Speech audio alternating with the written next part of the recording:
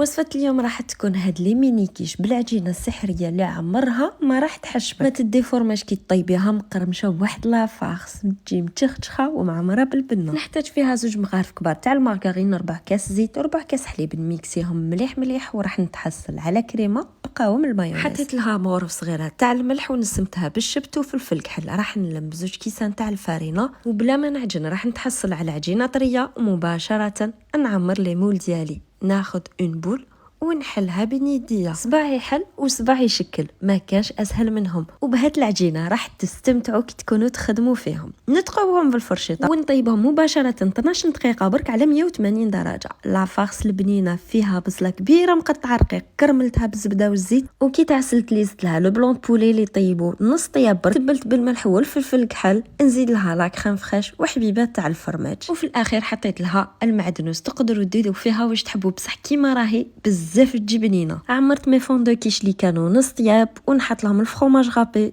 نردهم على 220 درجه لمده 10 دقائق. وصدقوني يجوا يهبلوا مقرمشين ومعمرين بالبنه. غير احتفظوا بالوصفه رايحين تحتاجوها. ادوت غوسيت ان شاء الله. سلام.